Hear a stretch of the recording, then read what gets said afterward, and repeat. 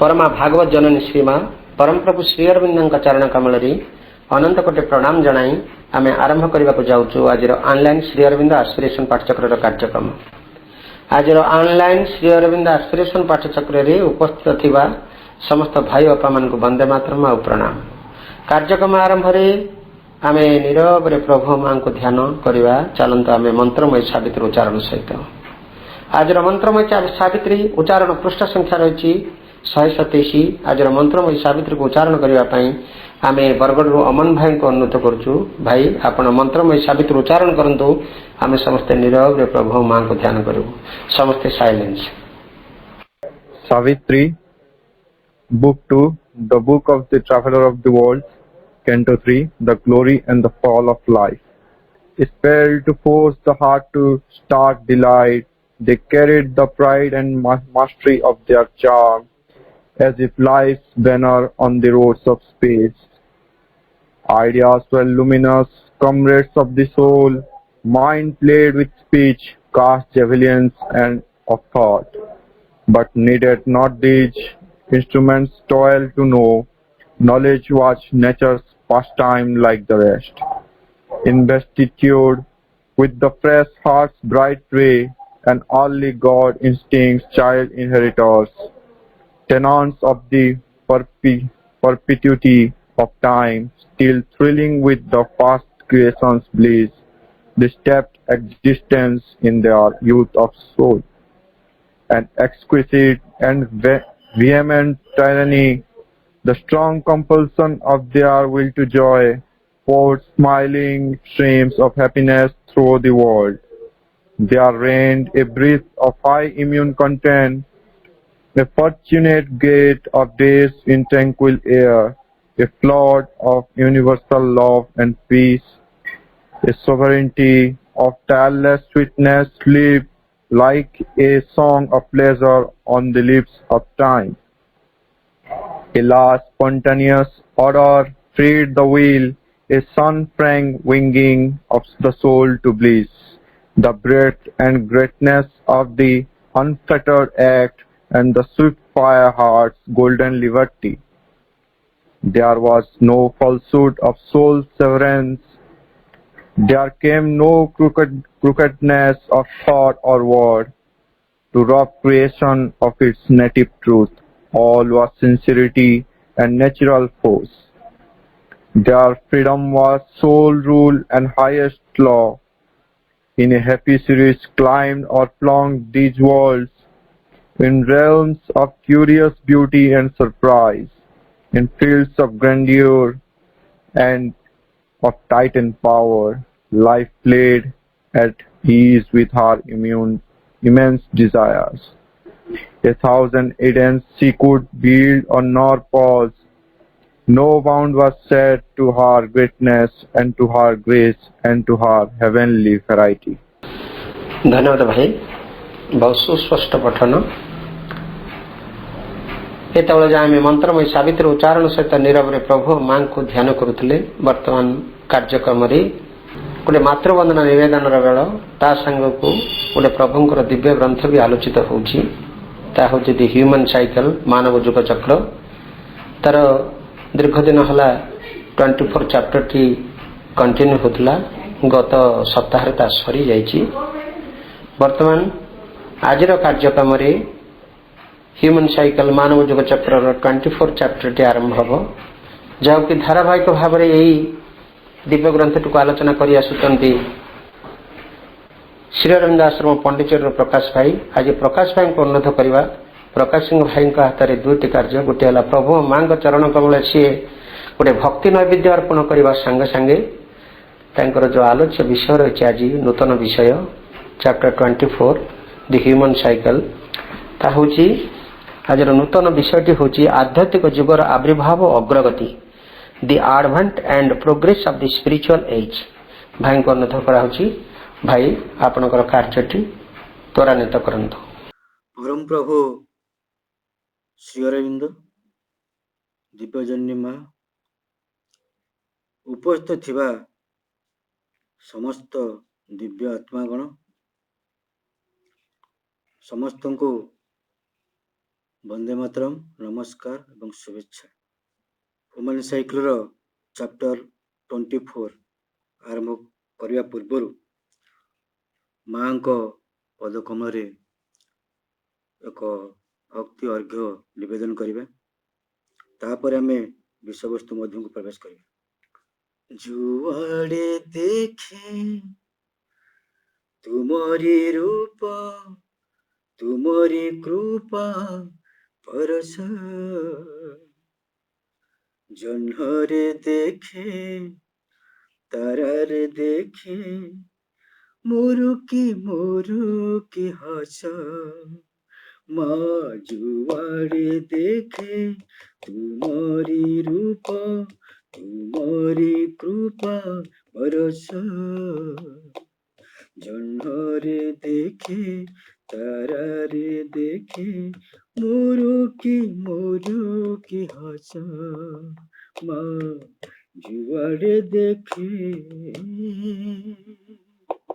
फूले फूले तुमे रंगर संभार, सबु मुखे तुमे सुरर आसर, फूले फूले तुमे रंगर संभार, सबु मुखे तुमे सुरर आसर, मो भितरे खाली तुमे, मो भितरे खाली तुमे मोह मोह बास, मा जुआड़े देखे तुमरी रूप, तुमरी कृपा परस, जह्नरे देखे तारारे देखे मुरुकी हस, मा जुआड़े देखे।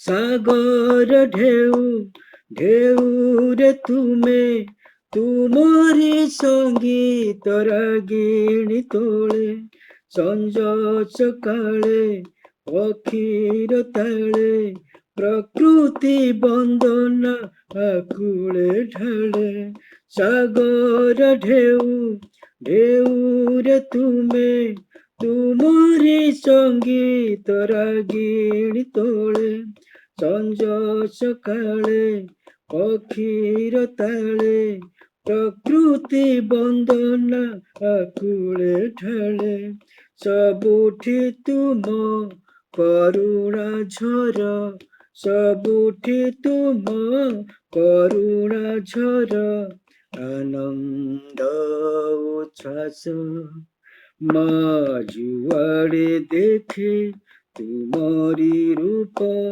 तुमरी कृपा परस, जह्नरे देखे तारारे देखे मुरुकी हस, मुरुकी हस, मुरुकी हस, मुरुकी हस। भाई भौणी माने आमने ह्यूमन साइकेल 23तम अध्याय को अतिक्रम करी 24तम अध्याय आज प्रवेश करिबा।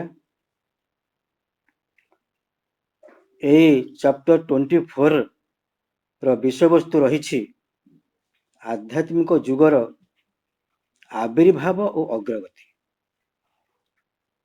आमे गत अध्याय आलोचना करथले से आध्यात्मिक जुगटी किपरि आसीबो और तार भविष्यत कौन थिला बा परिवेश कौन थिला। The advent and progress of spiritual age, आध्यात्मिक जुगर आविर्भाव और अग्रगति। जो आध्यात्मिक ଯୁଗଟି ଆସିବ ସେଇ ସମ୍ପର୍କରେ ଆମେ ଆଲୋଚନା କରିବା ପୂର୍ବରୁ ଗତ ସପ୍ତାହର ଆଲୋଚନା ପ୍ରସଙ୍ଗରେ ସମ୍ୟକ ଆଲୋକପାତ ପୂର୍ବକ ଆମେ ଆଗକୁ ବଢିବା। 23rd ଚାପ୍ଟରରେ ପ୍ରଭୁ ଶ୍ରୀ ଅରବିନ୍ଦ ଭବିଷ୍ୟତ ଯୁଗର ପରିବେଶ କିପରି ହେବ ସେ ସମ୍ପର୍କରେ ବହୁ ଭାବରେ ଆଲୋଚନା କରିଛନ୍ତି ବା କରିଥିଲେ। ସେଥିରେ ସେ କହିଥିଲେ ଯେ ସାଧୁ ସନ୍ଥ ଓ ଅପରାଧୀଙ୍କୁ ସେଇ ଭବିଷ୍ୟତର ଆଧ୍ୟାତ୍ମିକ ସମାଜ ସମାନ ଦୃଷ୍ଟିରେ ଦେଖିବ। ବର୍ତ୍ତମାନ କିନ୍ତୁ ସେଇ ସମାନ ଦୃଷ୍ଟିରେ ଆମେ ଦେଖୁନାହୁଁ। ସେଇ ଯୁଗରେ ସମାନ ଦୃଷ୍ଟିରେ ଦେଖିବ। କାହିଁକି ନା ଯୋଉ ବ୍ୟକ୍ତି ସାଧୁ ବା ସାଧକ ବା ଋଷି ଆମେ ତାକୁ କହୁଛି ତାର ବି ଚୈତନ୍ୟ ସତ୍ତା ଅଛନ୍ତି ଏବଂ ଯିଏ ଚୋର ତସ୍କର ଅପରାଧୀ ତାଙ୍କର ବି ଚୈତନ୍ୟ ସତ୍ତା ଅଛନ୍ତି। ଉଭୟ ବୋଥ୍ ଆର୍ ଗ୍ରୋଇଂ ସୋଲ୍ସ। ସେମାନେ ଯିଏ ସାଧୁ ତାଙ୍କର ଚୈତନ୍ୟ ସତ୍ତା ବି ଅଗ୍ରଗତି କରୁଛି, ଯିଏ ଅପରାଧୀ ଯାହାକୁ ଆମେ ଚୋର ତସ୍କର ଗୁଣ୍ଡା କହୁଛେ ତାଙ୍କର ବି ଚୈତନ୍ୟ ସତ୍ତା ଅଗ୍ରଗତି କରୁଛି।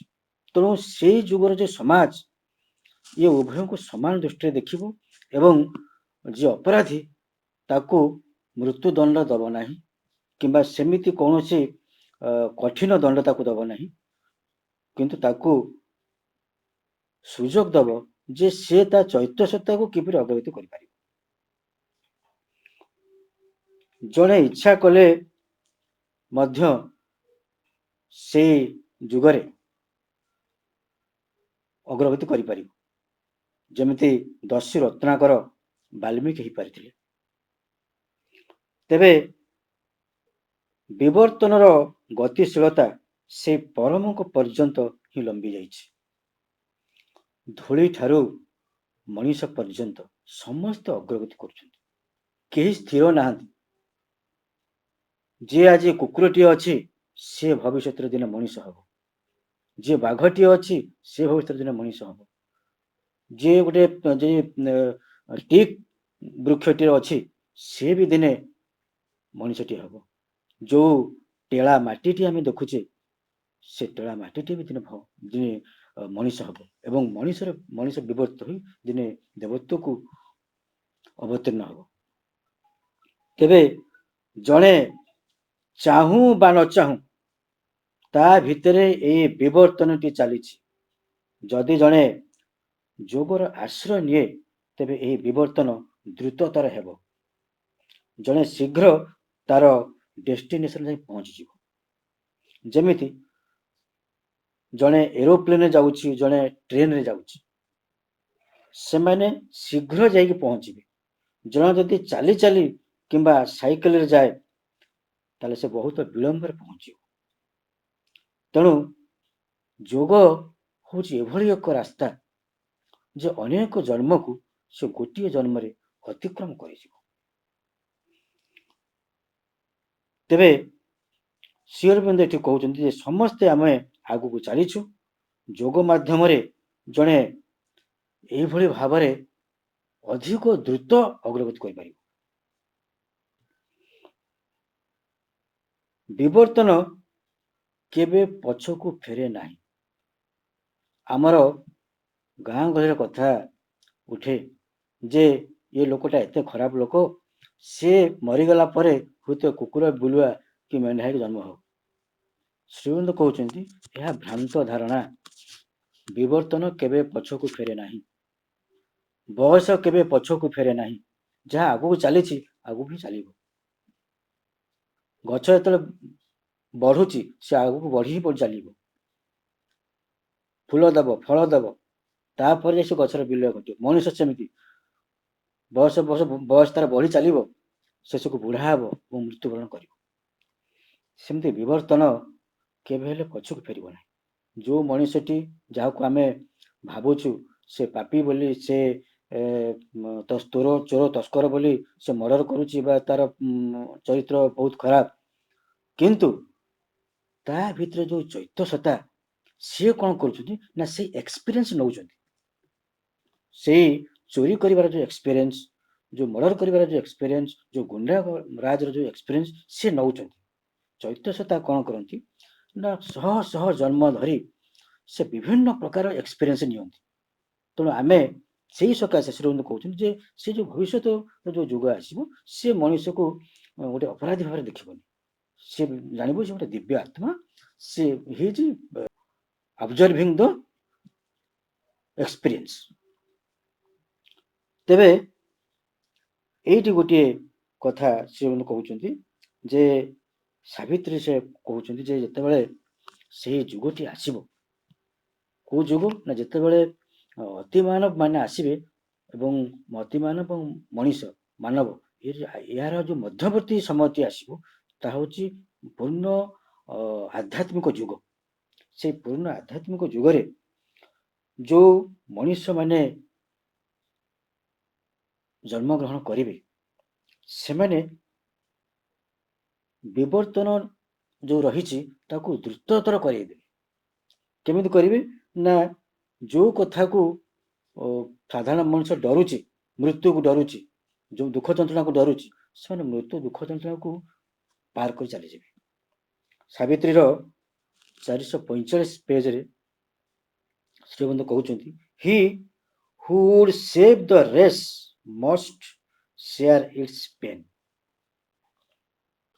सही व्यक्ति से मानव से मनीष जे सेव द रेस मनीष जाति को जे उद्धार करिवो से कौन करिवो ना जंत्रणा जो रही मनुष्यर तार से अंशीदार हम अर्थात से जंत्रणा को निज मध्य को आवाहन कर एवं से जंत्रणा को निज मध्य को नहीं ता ऊपर विजय हासिल कर कथा से कर से कहते this he shall know who obeys that grandiose urge से जानिबो खाली जानिबोनी से रास्ता को से मानिबो से रास्ता रे जीवा पई बाध्य हबो एवं तार आत्मा को आविष्कार करिया पई से बाध्य दैट ग्रैंडियोज अर्ज से बाध्य हबो से उत्कृष्ट आत्माटी को आविष्कार करिया पई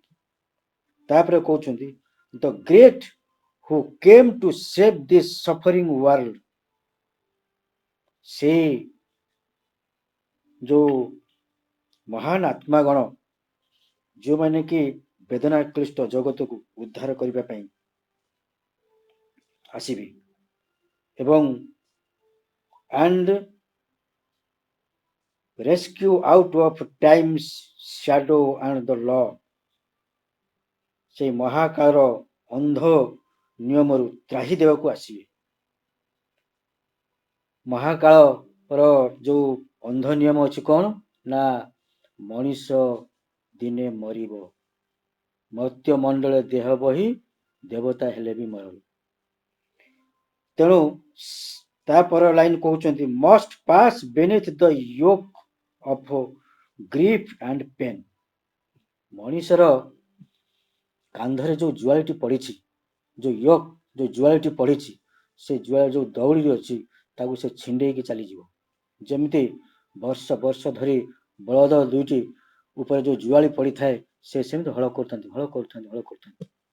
सेमती मनीष जन्म होउथिबो मरुथिबो जन्म होउथिबो मरुथिबो पुनरपि जन्म पुनरपि मरणम पुनरपि जननी जठरे शयन एम चली तार श्रीमंत कहते ये जो नियम ये जो time shadow and the law ये जो महाकाल जो अंध नियम रही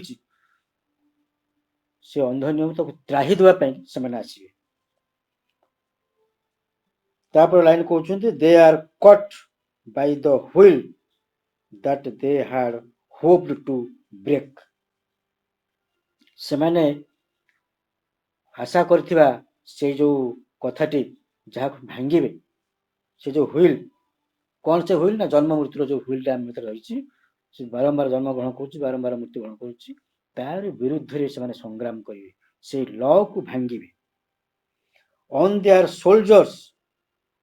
shoulders they must bear man's load of fate से मनीष मानकर भाग्य को से माने तांको कांधरे बहन करके नहीं जीवे ତେବେ ସେଇ ଯୋଉ ଭବିଷ୍ୟତର ଯୋଉ ସମାଜଟି ଆସିବ, ଯୋଉ ଆଧ୍ୟାତ୍ମିକ ଯୁଗଟି ଆସିବ, ସେଇ ଯୁଗରେ ଲୋକମାନେ ଏଇଭଳି ଭାବରେ ଅଗ୍ରଗତି କରିବେ। ଏଇ ଯୋଉ ଆଧ୍ୟାତ୍ମିକ ଯୁଗ ଆସିବ, ଯଦି ଆଧ୍ୟାତ୍ମିକ ଭାବଧାରା ସମାଜ ଭିତରେ ଅଗ୍ରଗତି କରିବ ଏବଂ ମଣିଷ ଜାତି ନିଜକୁ ଏକ ନୂତନ ମାନବ ଭାବରେ ଅଭିବ୍ୟକ୍ତ କରିବ, ସେ କିନ୍ତୁ କହୁଛନ୍ତି ଏତିକି ହେଲେ ଚଳିବ ନାହିଁ। ସେତେବେଳେ ସେଇ ଆଧ୍ୟାତ୍ମିକ ଯୁଗରେ କେତେକ ବିଶିଷ୍ଟ ବିଚାର ମନୁଷ୍ୟ ଜାତିର ସାଧାରଣ ମନକୁ ଅଧିକାର କରି ରହିଥିବ। ଉନ୍ନତ ବିଚାର, ଉନ୍ନତ କଳା, ଉନ୍ନତ ସ୍ଥାପତ୍ୟ, ଉନ୍ନତ ନୀତିଗତ ଜୀବନ, ରାଜନୈତିକ ସାମାଜିକ କ୍ଷେତ୍ରରେ ଅଗ୍ରଗତିଶୀଳ ଚିନ୍ତାଧାରା ସବୁ ରହିଥିବ। ସେଇ ଭଗବତ ସାମ୍ରାଜ୍ୟର ପ୍ରତିଷ୍ଠା ଯାହା ଉପରେ ନିର୍ଭର କରେ ସେଗୁଡ଼ିକ ହେଉଛି ଆଧ୍ୟାତ୍ମିକତାର ରାଜତ୍ୱ। ସମଗ୍ର ସମାଜରେ ବା ସମଗ୍ର ମାନବ ସମାଜ ଉପରେ ଆଧ୍ୟାତ୍ମିକତା ହିଁ କେବଳ ରାଜତ୍ୱ କରୁଥିବ। ପୂର୍ଣ୍ଣ ସ୍ୱାଧୀନତାକୁ ଦିଆଯାଇଥିବ। ସେ ତାକୁ ସେ ଯୋଉ ବ୍ୟକ୍ତିଟି ରହିଥିବ ବା ସେ ସମାଜରେ ଯୋଉ ଲୋକମାନେ ରହିଥିବେ ସେମାନଙ୍କୁ ପୂର୍ଣ୍ଣ ସ୍ୱାଧୀନତା ଦିଆଯାଇଥିବ। କୌଣସି ନୀତି ନିୟମ ଶୃଙ୍ଖଳା ଭିତରେ ସେମାନଙ୍କୁ ବାନ୍ଧି ଦିଆଯାଇ ନଥିବ ଏବଂ ଭଗବାନଙ୍କ ସହିତ ଏକତ୍ୱ ଲାଭ। ସବୁବେଳେ ସେମାନେ ସେମାନଙ୍କର ଚୈତନ୍ୟତା ସହିତ ଏକତ୍ୱ ସ୍ଥାପନ କରି ରହିଥିବେ। ତାପରେ ଆଉ ଗୋଟିଏ ଗୁଣ ହଉଛି ଆନ୍ତର ସମାନତା। ପରସ୍ପର ଭିତରେ ଗୋଟେ ରହିଥିବା ଆନ୍ତର ସମାନତା ରହିଥିବ। ଜଣେ ଯେତେବେଳେ କିଛି କହୁଛି ଅଟୋମେଟିକାଲି ଅନ୍ୟ ଜଣେ ତାକୁ ବୁଝିପାରୁଥିବ ଏବଂ ଯଦି ଅନ୍ୟ ଜଣେ କିଛି ଉଚ୍ଚତର କଥା କହୁଛି ବା ନିଚତର କଥା କହୁଛି ବା କିଛି ଭୁଲ କହୁଛି ତଥାପି ମଧ୍ୟ ସେ ତା ମନରେ ତାକୁ ଗ୍ରହଣ କରି ନେଇଯିବ। ସମାନତା, ଆନ୍ତର ସମାନତା। ଏପରିକି ଜଣଙ୍କ ଭିତରେ କିଛି ସଂଗଠିତ ହଉଛି ଭାବନା, ଅନ୍ୟ ଜଣେ ତାକୁ ଜାଣିପାରିବ। ଏଇଭଳି ଏକ ଆନ୍ତର ସମାନତା ମଧ୍ୟ ରହିଥିବ। ତାପରେ ଶେଷ କଥା ହଉଛି ହାରମୋନି। ହାରମୋନି ଆଟ୍ ଏନି କଷ୍ଟ।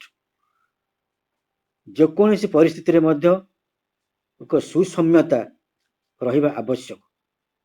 ତେବେ ସେମାନଙ୍କ ଭିତରେ ସେହି ହାରମୋନି ରହିଥିବ। ଏଇଭଳି ଗୋଟିଏ ଗୁଣ ଥିବା ଯୁଗ ବା ଏଇଭଳି ଏକ ଆଦର୍ଶକୁ ପ୍ରତ୍ୟେକ ବ୍ୟକ୍ତି ସେତେବେଳେ ଆଶା କରୁଥିବେ। ଏହି ଆଦର୍ଶ ହିଁ ଲୋକମାନଙ୍କର କାମ୍ୟ ହୋଇ ରହିଥିବ। ସମସ୍ତେ ହିଁ ଏହି ଆଦର୍ଶଟିକୁ ଅନୁସରଣ କରୁଥିବେ, ତାର ଉପଲବ୍ଧି ଲାଗି ପ୍ରୟାସ କରୁଥିବେ। ଏହାକୁ ଯଥାର୍ଥ ଦିଗରେ ଏକ ବଡ଼ ପଦକ୍ଷେପ ବୋଲି ଅବଶ୍ୟ କୁହାଯାଇପାରିବ। ତେବେ ମାତ୍ର ଏତିକି ହୋଇଗଲେ କେବଳ ଏକ ଆଂଶିକ ସଫଳତା ହିଁ ମିଳିବ। ଶ୍ରୀମନ୍ତ କହୁଛନ୍ତି ଏତିକି ଯୋଉ ଯେତିକି ଗୁଣ ରହିଲା, ଗୋଟେ ହଉଛି ଆଧ୍ୟାତ୍ମିକତାର ରାଜତ୍ୱ, ଆଉ ଗୋଟେ ହଉଛି ପୂର୍ଣ୍ଣ ସ୍ୱାଧୀନତା, ଆଉ ଗୋଟେ ହଉଛି ଭଗବାନଙ୍କ ସହିତ ଏକତ୍ୱ ଲାଭ, ଆଉ ଗୋଟେ ହଉଛି ଆନ୍ତର ସମାନତା ଏବଂ ଶେଷଟି ହଉଛି ହାରମୋନି ବା ସୌମ୍ୟତା। ଏଇ ଗୁଣ ଗୁଡ଼ିକ କେବଳ ରହିଲେ ଚଳିବନି ଶ୍ରୀମନ୍ତ କହୁଛନ୍ତି। ତେବେ ଏହାକୁ ମନୁଷ୍ୟ ଜୀବନ ଓ ଜୀବନଗତ ବିଭିନ୍ନ ଆଧ୍ୟାତ୍ମିକ ଅନୁଷ୍ଠାନ ମଧ୍ୟକୁ ପ୍ରେରଣ କରିବା ଆବଶ୍ୟକ। ମଣିଷର ଜୀବନକୁ ଏଇ ସବୁ ଗୁଣ ଗୁଡ଼ିକ ପ୍ରବେଶ କରିବ। ଆଉ ମଣିଷ ଯୋଉ ଗୋଷ୍ଠୀ ଭିତରେ ରହିଛି, ଯୋଉ ସମାଜ ଭିତରେ ରହିଛି, ଯୋଉ ଦେଶ ଭିତରେ ରହିଛି, ତା ମଧ୍ୟକୁ ମଧ୍ୟ ଏଇ ସବୁ ଗୁଣ ଗୁଡ଼ିକ ପ୍ରବେଶ କରିବା ଆବଶ୍ୟକ। ଯାହା ଫଳରେ କଣ ହବ ନା ତା ଭିତରେ କିଛି ପରିବର୍ତ୍ତନ ଆସିବ। ଶ୍ରୀମନ୍ତ କହୁଛନ୍ତି ସାମୂହିକ ଭାବରେ ସଫଳ ହୋଇପାରୁଥିବା ଏକ ପ୍ରଚେଷ୍ଟା ବୋଲି ଏହାକୁ କୁହାଯାଇପାରିବ। ଅତୀତରେ ଏ ଦିଗରେ ମନୁଷ୍ୟ ଜାତି ଯେତିକି କରିଛି ତାକୁ ପରିପୂର୍ଣ୍ଣ ଭାବରେ କରିବାକୁ ଆଦୌ ଚେଷ୍ଟା କରିପାରି ନାହିଁ। ଶ୍ରୀମନ୍ତଙ୍କ ପୂର୍ବରୁ ଯୋଉ ସାଧୁସନ୍ଥ ମାନେ ଆସିଥିଲେ ସେମାନେ ଯାହା କିଛି କରିଥିଲେ କିନ୍ତୁ ସେ ଦିଗରେ ଅଧିକ ପ୍ରଚେଷ୍ଟା ସେମାନେ କରିନଥିଲେ ବା ତାକୁ ପୂର୍ଣ୍ଣତା ଆଣିବା ପାଇଁକି ସେମାନେ ଚାହିଁନଥିଲେ। ବିଭିନ୍ନ ଧର୍ମ ସମ୍ପ୍ରଦାୟ, ଧର୍ମ ଗୋଷ୍ଠୀ ମାଧ୍ୟମରେ ଯାହା କରିଛି ଏଭଳି ଗୁରୁତ୍ୱପୂର୍ଣ୍ଣ ନାନାଦି ଭୁଲ କରି ପକେଇଛି। ଶ୍ରୀମନ୍ତ କହୁଛନ୍ତି କି ଭୁଲ ସେ କରିଛନ୍ତି ନା କଠୋର ନୀତି ନିୟମ ଶୃଙ୍ଖଳା ମଧ୍ୟରେ ମଣିଷକୁ ବାନ୍ଧି ଦେଇছে,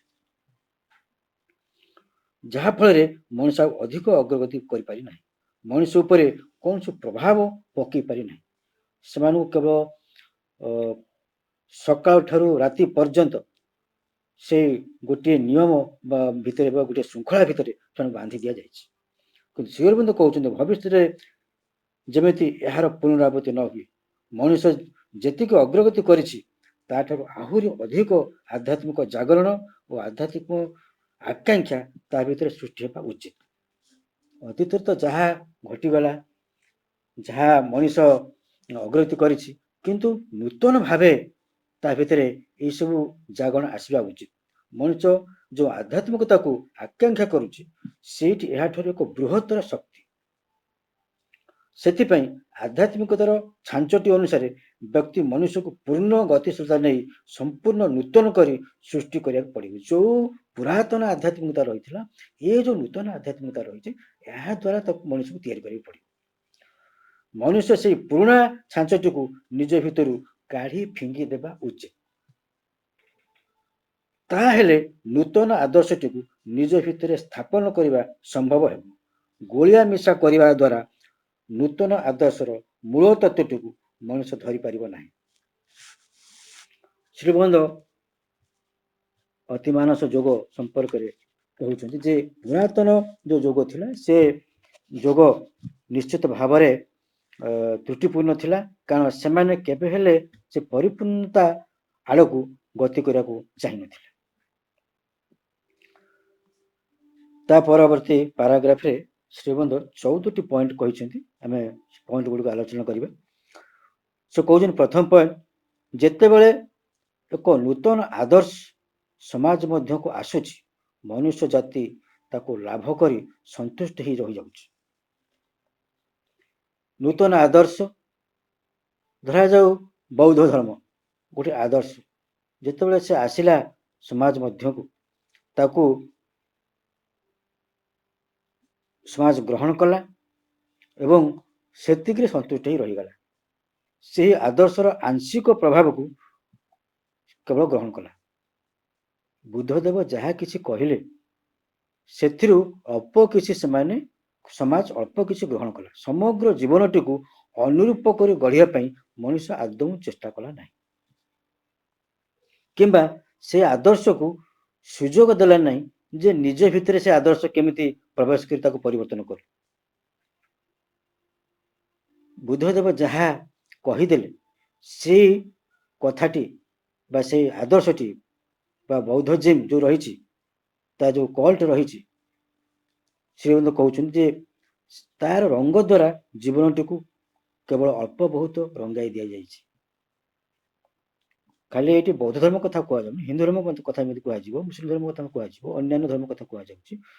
କେବଳ ବୌଦ୍ଧ ଧର୍ମକୁ ଏକ ଉଦାହରଣ ଦେଇକି ଆମେ କହୁଛି ଯେ କେବଳ ଅଳ୍ପ ଟିକେ ରଙ୍ଗ ଦିଆଯାଇଛି, ମାନେ ତା ଅର୍ଥ ବୌଦ୍ଧ ଧର୍ମର ହଉ ବା ହିନ୍ଦୁ ଧର୍ମର ହଉ ଅଳ୍ପ କେତେ କେତେ ପଏଣ୍ଟ ଗୁଡ଼ିକୁ ସେମାନେ କେବଳ ଅନୁସରଣ କରୁଛନ୍ତି। ତାର ପୂର୍ଣ୍ଣାଙ୍ଗ କଥାଟିକୁ, ତା ପୂର୍ଣ୍ଣାଙ୍ଗ ଦର୍ଶନଟିକୁ ଅନୁସରଣ କରୁନାହାନ୍ତି। କେବଳ ଅନେକ ସମୟରେ ଶ୍ରୀଅରବିନ୍ଦ କହୁଛନ୍ତି ଯେ ଏହାକୁ ଆଚ୍ଛାଦନ ପରି ବ୍ୟବହାର କରାଯାଉଛି। ଯେମିତି ବୌଦ୍ଧ ଧର୍ମରେ ଯେଉଁ ପୋଷାକ ସେମାନେ ପିନ୍ଧିଥାନ୍ତି ଏବଂ ଯେଉଁ କେତୋଟି ନିୟମ ପାଳନ କରୁଥାନ୍ତି, ସେତିକିରେ ହିଁ ସେମାନେ ଅଟକି ଯାଇଥାନ୍ତି। ଦ୍ୱିତୀୟ କଥା କହିଲେ ଯେ ସେ ଆଦର୍ଶଗତ ମୂଳ ଭାବଟିର ଏକାନ୍ତ ବିରୋଧ କରୁଥିବା କେତେ କେତେ ଅନ୍ୟ ପଦାର୍ଥ ଲାଗି ଏକ ଆଳ ବା ଛଳନା ପରି ବ୍ୟବହାର କରାଯାଉଛି। ସେଇ ଭାବ ଗୁଡ଼ିକୁ ଏକ ମୂର୍ତ୍ତ ରୂପ ଦେବା ଲାଗି କେତେ କେତେ ଅନୁଷ୍ଠାନ ଗଢ଼ାଯାଉଛି, ମାତ୍ର ବଡ଼ ହାଲୁକ ଭାବରେ ହିଁ ଅନୁଷ୍ଠାନ ଗୁଡ଼ିକୁ ତାହାର ଅନୁରୂପ କରି ତିଆରି କରାଯାଉଛି। ଶ୍ରୀଅରବିନ୍ଦ ଏଇଠି କହୁଛନ୍ତି ଯେ ଯେଉଁ ଆଦର୍ଶଟି ଆସିଲା, ଧରାଯାଉ ଶ୍ରୀଅରବିନ୍ଦଙ୍କର ଆଦର୍ଶ ସୁପ୍ରାମେଣ୍ଟାଲ ଯୋଗ ଆସିଲା, ସେ ଆଦର୍ଶକୁ ବିରୋଧ କରୁଥିବା କେତେ କେତେ ଅନ୍ୟ ପଦାର୍ଥ ଲାଗି ଏକ ଆଳ ବା ଛଳନା କରି ବ୍ୟବହାର କରାଯାଉଛି।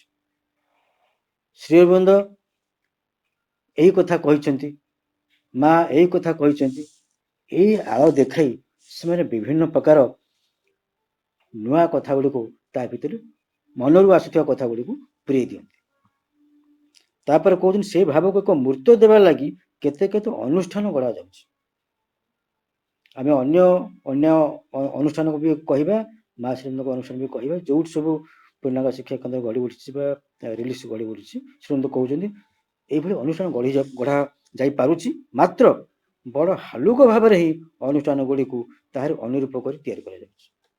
ଶ୍ରୀ ଅରବିନ୍ଦ ଯାହା କହିଛନ୍ତି ବା ମା ଯାହା କହିଛନ୍ତି ତାକୁ ପୂର୍ଣ୍ଣ ରୂପେ ଅନୁସରଣ ନକରି ଅଳ୍ପ କେତୋଟି ପଏଣ୍ଟକୁ କେବଳ ଅନୁସରଣ କରାଯାଉଛି। ବଡ଼ ହାଲୁକା ଭାବେ ଶ୍ରୀଅରବିନ୍ଦ କହୁଛନ୍ତି, ବଡ଼ ହାଲୁକା ଭାବେ ଏହାକୁ ଗ୍ରହଣ କରାଯାଉଛି।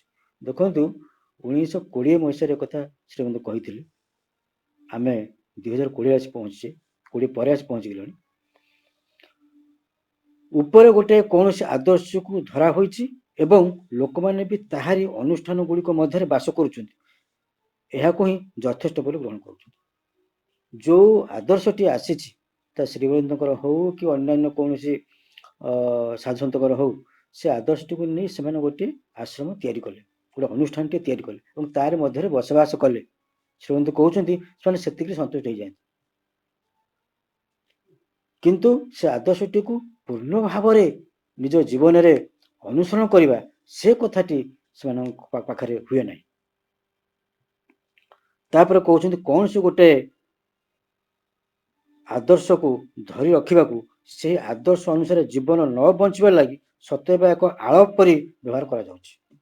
ସେଇ ଆଦର୍ଶକୁ ଧରିଛନ୍ତି, ଆମେ ପାଠଚକ୍ର କରୁଛୁ, ଆମେ ମହାଶ୍ରୀମନ୍ତଙ୍କ ରିଲିଜକୁ ଯାଉଛୁ, ସବୁ କରୁଛୁ, ବାର୍ଷିକ ପାଠଚକ୍ର ମଧ୍ୟ କରୁଛୁ, କିନ୍ତୁ ସେଟା ଗୋଟେ ଆଳ ଭାବିକି କରୁଛନ୍ତି।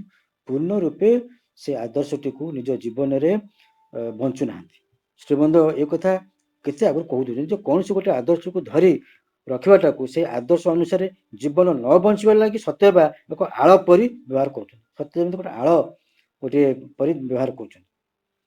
ତାପରେ କହୁଛନ୍ତି 5 ନମ୍ବର ପଏଣ୍ଟ, ଅନୁଷ୍ଠାନ ଗୁଡ଼ିକୁ ବଜାୟ ରଖି ଅନୁଷ୍ଠାନ ଗୁଡ଼ିକୁ ତିଆରି କରିଥିବା ମୂଳ ଭାବ ଗୁଡ଼ିକ ପ୍ରତି ନିଷ୍ଠାପର ହୋଇ ରହିବା ଉପରେ ସତେବା ଆଉ ଯଥେଷ୍ଟ ଗୁରୁତ୍ୱ ଆଦୌ ଦିଆଯାଉ ନାହିଁ। ଅନୁଷ୍ଠାନଟି ତିଆରି ହେଇଗଲା, କିନ୍ତୁ ଯେଉଁ ମୂଳ ତତ୍ଵଟି ଥିଲା ତାପରେ ଆଉ ଗୁରୁତ୍ୱ କିଏ ଦଉନାହାନ୍ତି। ଯେତେ ଦେଖନ୍ତୁ ପୂର୍ଣ୍ଣାଙ୍ଗ ଶିକ୍ଷା କେନ୍ଦ୍ର ହେବା, ରିଲିକ୍ସ ହଉ, ଆପଣମାନେ ଦେଖିବେ ଯେ ଯେତେବେଳେ ଆରମ୍ଭ ହେଲା ସେତେବେଳେ ଅତି ନିଷ୍ଠାପର ଭାବରେ କେତେ ବର୍ଷ ଚାଲିଲା, ତାପରେ ଧୀରେ ଧୀରେ ଧୀରେ ଧୀରେ ସେ ସବୁ ଗୁଡ଼ାକ କୁଆଡ଼େ ଭ୍ୟାନିଶ ହେଇଗଲା। ଆଉ ସେ ଶ୍ରୀଅରବିନ୍ଦଙ୍କର ଯେଉଁ ପ୍ରକୃତ କଥାଟିକୁ ଯେଉଁ ଅନୁସରଣ କରାହେଉଥିଲା ସେ କିଛି ନାହିଁ। ତାପରେ ନମ୍ବର 6 କହୁଛନ୍ତି, ମାତ୍ର ତାର ଅସଲ ସ୍ୱଭାବଟି ଦୃଷ୍ଟିରୁ ବିଚାର କରି ଦେଖିଲେ ଆଧ୍ୟାତ୍ମିକତା ହେଉଛି ଏକ ପ୍ରଗତିଶୀଳ ସମ୍ପଦ, ତାହାକୁ ଆମେ କୌଣସି ଯାନ୍ତ୍ରିକତା ମଧ୍ୟରେ ନେଇ ଆଦୌ ପକାଇ ପାରିବା ନାହିଁ। ଶ୍ରୀଅରବିନ୍ଦଙ୍କ ଯୋଗ ହେଉଛି ଭାଷ୍ଟ କନସିୟସନେସ୍ ଉପରେ ଆଧାରିତ, କୌଣସି ଗୋଟେ ନିର୍ଦ୍ଦିଷ୍ଟ ନିୟମ ବା ଶୃଙ୍ଖଳା ଭିତରେ ତାକୁ ବାନ୍ଧିକି ରଖାଯାଇ ପାରିବ ନାହିଁ। ତେଣୁ ଶ୍ରୀଅରବିନ୍ଦ କହୁଛନ୍ତି ଏଇ ଯେଉଁ ଆଧ୍ୟାତ୍ମିକତାକୁ କୌଣସି ନୀତି ନିୟମ ବା ଶୃଙ୍ଖଳା ବା ଗୋଟେ ଧାରାବାହିକ ଭାବରେ କରାଯିବ ଗୋଟିଏ ଅନୁଷ୍ଠାନ, ସେଇଭଳି କଥା ନୁହେଁ। ତାପରେ ସେ କହୁଛନ୍ତି ଅନ୍ତର୍ଗତ ଜୀବନରେ ତାହାକୁ ନେଇ ବଞ୍ଚି ନ ପାରିବା ପର୍ଯ୍ୟନ୍ତ ଆଧ୍ୟାତ୍ମିକତା କଦାପି ସମ୍ଭବ ହୁଏ ନାହିଁ। ଯାହା ସମ୍ଭବ ହୁଏ ତାହାକୁ ଆଦୌ ଆଧ୍ୟାତ୍ମିକତା କୁହାଯିବ ନାହିଁ। ଆମର ବାହ୍ୟ ଜୀବନଟି ଯଦି ସେହି ଅନ୍ତର୍ଗତ ଜୀବନରୁ ସ୍ଫୁରିତ ହୋଇ ଆସି ନପାରେ, ତେବେ କୌଣସି ଆଧ୍ୟାତ୍ମିକତା ଆଉ ଆଧ୍ୟାତ୍ମିକତା ହୋଇ ରହିବ ନାହିଁ। ସେ କହୁଛନ୍ତି ଯେ ଅନ୍ତରରେ ଯାହା ଅଛି, ଯେଉଁ ଆଧ୍ୟାତ୍ମିକ ଭାବ ଅଛି, ସେ ଭାବ ଯଦି ବାହାରେ ପ୍ରକଟିତ ନହେଲା ମଣିଷ ଜୀବନ ଡେ ଟୁ ଡେ ଲାଇଫରେ, ତାହେଲେ ତାକୁ ଏକ ଆଧ୍ୟାତ୍ମିକ ଜୀବନ କୁହାଯିବ ନାହିଁ। ତାପରେ କହୁଛନ୍ତି ପ୍ରତୀକ, ରୀତି, ଭେକ ଓ ପରମ୍ପରା ଏଗୁଡ଼ିକ କଦାପି ଯଥେଷ୍ଟ ନୁହେଁ। ଅର୍ଥାତ୍ ମଣିଷ ଯେତେ ସବୁ ପ୍ରତୀକ ଯେଉଁ ଦେବାଦେବୀ ମାନଙ୍କୁ ପୂଜା କରୁଛି, ସେ ସିଧା କହୁଛନ୍ତି ଏହା ଆଧ୍ୟାତ୍ମିକତା ନୁହେଁ। ଯେଉଁ ରୀତି, ଯେଉଁ ଯେତେ ପ୍ରକାର ନୀତି ନିୟମ ମଣିଷ ଶୃଙ୍ଖଳାକୁ ଅନୁସରଣ କରୁଛି, ତାହା ମଧ୍ୟ ଆଧ୍ୟାତ୍ମିକତା ନୁହେଁ। ଭେକ ଅର୍ଥାତ୍ ଯେତେ ପ୍ରକାର ସେ ପୋଷାକ ପରିଚ୍ଛନ୍ନ ଯେଉଁ ପରିଚ୍ଛଦ ବ୍ୟବହାର କରୁଛି, କିଏ ଗେରୁଆ ବସ୍ତ୍ର, କିଏ ହଳଦିଆ ବସ୍ତ୍ର, କିଏ ଧଳା ବସ୍ତ୍ର, କିଏ କଳା ବସ୍ତ୍ର, ଏଭଳି ଯେଉଁ ବ୍ୟବହାର କରୁଛନ୍ତି, ଏଇଟା ମଧ୍ୟ ଆଧ୍ୟାତ୍ମିକତାର ପରିଚାୟକ ନୁହେଁ। ତାପରେ କହୁଛନ୍ତି ପରମ୍ପରା, ପରମ୍ପରା ମଧ୍ୟ ଆଧ୍ୟାତ୍ମିକତାର ପରିଚାୟକ ନୁହେଁ। ଗତ ବର୍ଷ ଆମେ ଏହା କରିଥିଲୁ, ଏତେ ବର୍ଷ ଧରି ଏଇ କାର୍ଯ୍ୟଟି ଆମେ କରି ଆସୁଛୁ, ତେଣୁ ଏ ବର୍ଷ ମଧ୍ୟ ଆମେ ଏଇ କାର୍ଯ୍ୟଟି କରିବୁ। ଶ୍ରୀଅରବିନ୍ଦ କହୁଛନ୍ତି ଏଇ ଯେଉଁ ପରମ୍ପରା ଚାଲିଛି, ଏହା ମଧ୍ୟ ଆଧ୍ୟାତ୍ମିକତା ନୁହେଁ। ପ୍ରତୀକର ପଛରେ ରହିଥିବା ଅସଲ ପଦାର୍ଥଟିର ଚିଦଗତ ଉପଲବ୍ଧି ନ ହେବା ପର୍ଯ୍ୟନ୍ତ ଆଧ୍ୟାତ୍ମିକ ଯେକୌଣସି ପ୍ରତୀକକୁ କେବଳ ଖଣ୍ଡେ ନିରର୍ଥକ ଟିକେଟ ବୋଲି କରିବାକୁ ହବ। ଯେମିତି ଟ୍ରେନରେ ଟିକଟ ଦେଖିକି ଜଣେ ଚାଲିଯାଏ, କିନ୍ତୁ ସେପରି କଥା ନୁହେଁ। ସେ କହୁଛନ୍ତି ଯେ ଆଧ୍ୟାତ୍ମିକତା ହେଉଛି ପ୍ରକୃତରେ ସେ ତା ଭିତରେ ସେ ଜୀବନଟିକୁ ହିଁ ବଞ୍ଚିବ। ତାହେଲେ ସେ ଯେଉଁ ପ୍ରତୀକ, ଯେଉଁ ଦେବ ପୂଜା ସେ କରୁଛି, ଜଗନ୍ନାଥଙ୍କୁ ପୂଜା କରୁ କି ଶିବଙ୍କୁ ପୂଜା କରୁ କି ଗଣେଶଙ୍କୁ ପୂଜା କରୁ, ସେ ପୂଜା ପଶ୍ଚାତରେ ଯେଉଁ ଆଧ୍ୟାତ୍ମିକ ସତ୍ୟଟି ନିହିତ ରହିଛି ତାକୁ ହିଁ ଉପଲବ୍ଧି କରିବା। ଖାଲି ସେ ପୂଜାଟି କରିଦେବା ଏବଂ ପାଣିରେ ବିସର୍ଜନ କରିଦେବା, ଏଇଟା ଗୋଟେ ପରମ୍ପରା ହେଇକି ଚାଲିଛି। ପ୍ରତିବର୍ଷ ଦୁର୍ଗା ପୂଜା ହେଉଛି, ମେଲଣ ହେଉଛି, ତାଙ୍କୁ ନେଇକି ବିସର୍ଜନ କରିଦିଆଯାଉଛି। କିନ୍ତୁ ସେଇ ପୂଜା ଯେଉଁ ଦୁର୍ଗା ପୂଜା କରାଯାଉଛି ବା ଲକ୍ଷ୍ମୀ ପୂଜା କରାଯାଉଛି ବା ଗଣେଶ ପୂଜା କରାଯାଉଛି, ତାର ପଶ୍ଚାତରେ ଯେଉଁ ଉଦ୍ଦେଶ୍ୟଟି ରହିଛି ସେଇଟିକୁ କେହି ସ୍ପର୍ଶ କରୁନାହାନ୍ତି। ନମ୍ବର 9ରେ କହୁଛନ୍ତି ଯେକୌଣସି ଆଧ୍ୟାତ୍ମିକ ପରମ୍ପରା ବଡ଼ ସହଜ ଭାବରେ ନିଜ ଭିତରୁ ନିଜ ଭାବାତ୍ମକତାଟିକୁ ହରାଇ ବସି ପାରିବ, ତାହାକୁ ବହିଷ୍କୃତ କରିପାରିବ ଏବଂ ଏକ ମିଥ୍ୟାରେ ହିଁ ପରିଣତ ହୋଇପାରିବ।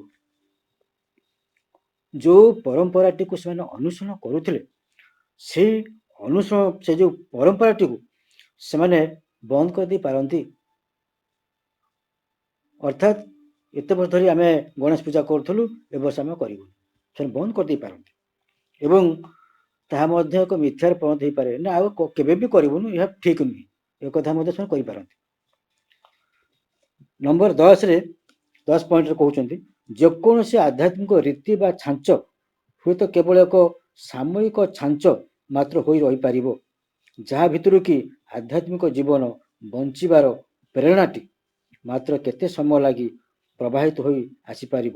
ମାତ୍ର ସେହି ଛାଞ୍ଚ ଏକ କ୍ଷୁଦ୍ର ଆୟତନ ପରି ମଧ୍ୟ ବେଶ କାମ କରିପାରିବ, ଏକ କାରାଗାରରେ ପରିଣତ ହୋଇପାରିବ, ଯେଉଁଠାରେ କି ତାହା ସତ୍ୟ ବା ପଥର ପାଲଟିଯିବ ଏବଂ ବିଲୟ ଲାଗିବ। ସିଏ କହୁଛନ୍ତି ଯେଉଁ ପରମ୍ପରାଟି ଚାଲିଥିଲା ସମାଜରେ, ସେଇ ପରମ୍ପରା ମାଧ୍ୟମରେ ମଣିଷ କିଛିଟା ଆଧ୍ୟାତ୍ମିକତାର ସ୍ପର୍ଶ ପାଇବ।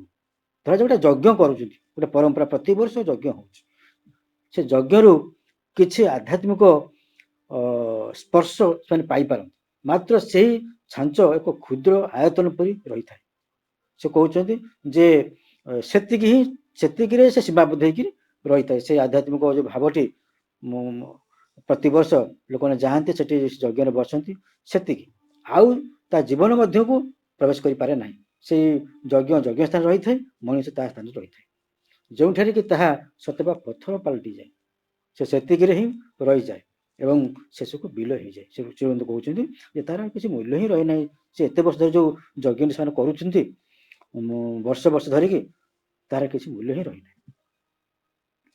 ନମ୍ବର 11 ପଏଣ୍ଟରେ କହୁଛନ୍ତି ଏକ ଆଧ୍ୟାତ୍ମିକ ଧାରଣାକୁ ଆମେ ଏକ ଶକ୍ତିମତା ବୋଲି କହିବା, ମାତ୍ର ଯେତେବେଳେ ତାହା ଆମ ଭିତରେ ଏବଂ ବାହାରେ ଉଭୟ କ୍ଷେତ୍ରରେ ସୃଷ୍ଟିଶୀଳ ହୋଇ କାର୍ଯ୍ୟ କରୁଥିବ, ସେତିକି ବେଳେ ଯାଇ ତାହାକୁ ଏକ ଶକ୍ତିମତା ବୋଲି ଆମେ କହିପାରିବା। ସେ କହୁଛନ୍ତି ଯେ ଏମିତି ଗୋଟେ ଆଧ୍ୟାତ୍ମିକ ଜୀବନ ଯାପନ ଜଣେ କରୁଥିବ, ସେ ତା ଭିତରେ ଏବଂ ବାହାରେ ଉଭୟ କ୍ଷେତ୍ରରେ ସେ ଅଗ୍ରଗତି କରୁଥିବ। ତାର ସାଧନାଟି କେବଳ ଭିତରେ ସେ ନଥିବ, ସେ ବାହାରେ ମଧ୍ୟ ଅଗ୍ରଗତି କରୁଥିବ, ଉଭୟ ଦୃଷ୍ଟିରୁ। ସେଥିପାଇଁ କହୁଛନ୍ତି ଯେ ଅଲ୍ ଲାଇଫ୍ ଇଜ୍ ଯୋଗ, ସମଗ୍ର ଜୀବନ ହିଁ ହେଉଛି ଯୋଗ। ଏଇ ସକାଶେ କହିଛନ୍ତି ଯେ ଯୋଗଟା କେବଳ ଭିତରେ ଚାଲି ନଥିବ, ବାହାରେ ମଧ୍ୟ ଚାଲିଥିବ ଏବଂ ତାର ଡେ ଟୁ ଡେ ଲାଇଫରେ ସେ ସେଇ ଯୋଗକୁ ଅନୁଭବ କରୁଥିବ। ତାପରେ କହୁଛନ୍ତି ଏଠାରେ ଆମକୁ ଏକ ବ୍ୟବହାରିକ ତତ୍ତ୍ୱକୁ ଅଧିକ ପ୍ରସାର ତଥା ଅଧିକ ଗଭୀରତା ଦେଇ କହି ରଖିବାକୁ ହେବ ଯେ ଆମେ ପ୍ରକୃତିରେ ଯେତିକି ମାତ୍ର ସୃଷ୍ଟି କରିପାରୁଛୁ, ଆମ ଲାଗି କେବଳ ସେତିକି ମାତ୍ର ହିଁ ସତ୍ୟ। ଯେ ଜଣେ ସାଧନାରେ ଯେତିକି ସେ ଅଗ୍ରଗତି କରୁଛି, ତା ପାଇଁ ସେତିକି ହେଉଛି ସତ୍ୟ। ମାତ୍ର ଆମ ଭିତରେ ଯାହା କିଛି ସୃଷ୍ଟି କରୁଛୁ, ଅର୍ଥାତ୍ ଆମେ ଯାହା କିଛି ହୋଇପାରୁଛୁ, ପ୍ରଥମେ ଏହି ଅର୍ଥରେ ହିଁ ତା ସେତିକି ପରିମାଣରେ ସତ୍ୟ। ଜଣେ ସାଧନାରେ ଅଗ୍ରଗତି କରୁଛି, ତାର ଯେତିକି ଏକ୍ସପିରିଏନ୍ସ ପାଇଲା, ତାହା ହିଁ ତା ପାଇଁ ହେଉଛି ସତ୍ୟ। ଯେତିକି ସେ ଅଗ୍ରଗତି କଲା ତା ସାଧନାରେ ତାହା ପାଇଁ ସେତିକି ହେଉଛି ସତ୍ୟ। ନମ୍ବର 13, ଯେଉଁ ଆଧ୍ୟାତ୍ମିକ ସତ୍ୟ ଆମ ଚେତନାରେ ଊର୍ଦ୍ଧ୍ୱରେ ଅବସ୍ଥିତ, ଯେ ପର୍ଯ୍ୟନ୍ତ ସେହି ସତ୍ୟର ଏହି ଜୀବନ ଉପରେ କୌଣସି ଅବତରଣ ଘଟି ନାହିଁ, ସେ ପର୍ଯ୍ୟନ୍ତ ଏଠାରେ ବାସ କରୁଥିବା ମନୁଷ୍ୟ ଜାତି ଲାଗି ତାହାର କୌଣସି ଅର୍ଥ ନାହିଁ। ସେ ପର୍ଯ୍ୟନ୍ତ ତାହା ପୃଥିବୀରେ କିମ୍ବା ଜୀବନର ସତ୍ୟରେ କଦାପି ପରିଣତ ହୋଇପାରିବ ନାହିଁ। ମଣିଷର ଚେତନାର ଊର୍ଦ୍ଧ୍ୱରେ ଯେଉଁ ଶକ୍ତି ସବୁ ରହିଛନ୍ତି, ଶକ୍ତି, ଜ୍ୟୋତି, ଆନନ୍ଦ, ଶାନ୍ତି, ପ୍ରସାରତା, ବ୍ୟାପ୍ତି, ଏସବୁ ଆମର ଚେତନାର ଊର୍ଦ୍ଧ୍ୱରେ ରହିଛନ୍ତି। ସେହି ଶକ୍ତି ଗୁଡ଼ିକ ଯଦି ମଣିଷ ମଧ୍ୟକୁ ଅବତରଣ ନ କରେ ଏବଂ ମଣିଷ ଜୀବନକୁ ପରିଚାଳିତ ନ କରେ, ତାହେଲେ ଜୀବନର ଯେଉଁ ପ୍ରକୃତ ସତ୍ୟ ରହିଛି ତାକୁ ସେ ଜାଣିପାରିବ ନାହିଁ ବା ଉପଲବ୍ଧି କରିପାରିବ ନାହିଁ। ତେବେ ଏଇ ଯେଉଁ ଆମ ଚେତନାର ଊର୍ଦ୍ଧ୍ୱରେ ଯେଉଁ ଶକ୍ତିମାନେ ରହିଛନ୍ତି ଏବଂ ସାଧକମାନଙ୍କ ଉପରକୁ ଅବତରଣ କରୁଛନ୍ତି, ଯଦି ସେଇ କଥାଟି ନ ଘଟେ ତାହେଲେ ସେ ଜୀବନର କୌଣସି ମୂଲ୍ୟ ନାହିଁ ବୋଲି ସେମାନେ କହୁଛନ୍ତି। ନମ୍ବର 14, ଆମ ଊର୍ଦ୍ଧ୍ୱରେ ଦିବ୍ୟ ପରିପୂର୍ଣ୍ଣତା ଚିରାବସ୍ଥିତ ହୋଇ ରହିଛନ୍ତି। ମାତ୍ର ଏହି ମନୁଷ୍ୟ ହିଁ ତାର ଚେତନା ତଥା କର୍ମରେ ଦିବ୍ୟତାର ସୋପାନକୁ ଉନ୍ନୀତ ହେବ ଏବଂ ବାହ୍ୟ ତଥା ଆନ୍ତର ଉଭୟ ଭାବରେ ସେ ଦିବ୍ୟ ଜୀବନକୁ ବଞ୍ଚିବ। ଏଠାରେ ଆଧ୍ୟାତ୍ମିକତା କହିଲେ ଏହାକୁ ହିଁ ବୁଝାଉଛି। ଏହାଠାରୁ ଊଣା କିଛି ଏହି ଶବ୍ଦଟିକୁ ଆଉ ଯେତେବେଳେ ଅର୍ଥ ଦିଆଯାଉଛି, କେବଳ ବଡ଼ ଅଯଥେଷ୍ଟ ଓ ଅଯଥାର୍ଥ ହୋଇ ରହୁଛି, ଅଥବା ଆଧ୍ୟାତ୍ମିକତାର ଭେକ ଧରି ତଦ୍ୱାରା ଆଉ କିଛି ଆସି ତାହାର ଆସନ ମାଡ଼ି ବସୁଛି। ଶ୍ରୀମନ୍ତ କହୁଛନ୍ତି ଯେ ଆମ ଊର୍ଦ୍ଧ୍ୱରେ ଯେଉଁ ପରିପୂର୍ଣ୍ଣତା ରହିଛନ୍ତି, ତା ସହିତ ଯଦି ମଣିଷ ସମ୍ପର୍କିତ ନ ହେଲା, ତା ସହିତ ଯଦି ମଣିଷ ନିଜକୁ ସାମିଲ ନ କଲା ବା ତାଙ୍କୁ ଯଦି ଉପଲବ୍ଧି ନ କଲା, ତାହେଲେ ବା ସେଇ ସୋପାନକୁ ଯଦି ସେ ନିଜକୁ ଉନ୍ନୀତ କରି ନେଇ ପାରିଲା, ତାହେଲେ ତାର ଜୀବନର କିଛି ମୂଲ୍ୟ ନାହିଁ। ବାହ୍ୟ ତଥା ଆନ୍ତର ଉଭୟ ଭାବରେ ସେହି ଜୀବନକୁ ସେ ବଞ୍ଚିବ, ଯେଉଁ ପରମ ଚେତନାକୁ ସେ ଉପଲବ୍ଧି କରିବ। କିନ୍ତୁ ଶ୍ରୀମଦ ଏଠି ଆଉ ଗୋଟେ କଥା କହୁଛନ୍ତି ଯେ ଯଦି ଆକୁ ଆଉ କିଛି ଅର୍ଥ ଦିଆଯିବ, ତାକୁ ଅନ୍ୟ ଗୋଟେ ରୂପ ଦିଆଯିବ, ତାହେଲେ କଥାଟି ସରିଗଲା। ଅର୍ଥାତ୍ ପୁରୁଣା କଥାକୁ ଆଣି ଯଦି ତା ଭିତରେ ଯୋଡ଼ି ଦିଆଯିବ, ତାହେଲେ ସେଇ ଆଧ୍ୟାତ୍ମିକତା ଆଉ ତାର ମୂଳ ତତ୍ତ୍ୱଟିକୁ ଖୋଜି ପାଇବ ନାହିଁ। ପୁଣି କହୁଛନ୍ତି ପ୍ରତ୍ୟେକ ମନୁଷ୍ୟର ଜୀବନରେ ଏକ ବ୍ୟକ୍ତିଗତ ପରିବର୍ତ୍ତନ ସମ୍ଭବ କରିବା ଦ୍ୱାରା ହିଁ ଏହି ଆଧ୍ୟାତ୍ମିକତାଟିକୁ ସମ୍ଭବ କରାଯାଇପାରିବ। ତାର ଯେଉଁ ବ୍ୟକ୍ତିଗତ ଜୀବନଟି ରହିଛି, ତାର ଯେଉଁ ପ୍ରକୃତି ରହିଛି, ତାର ପ୍ରକୃତିକୁ ଯଦି ସେ ପରିବର୍ତ୍ତନ ନ କରେ, ତାହେଲେ ସେ ଏଇ ଯେଉଁ ଆଧ୍ୟାତ୍ମିକ ଜୀବନଟିକୁ ସେ ବୁଝିପାରିବ ନାହିଁ। ଆଧ୍ୟାତ୍ମିକ ଜୀବନ କ'ଣ? ତାର ଯେଉଁ ଜୀବନଟି ରହିଛି,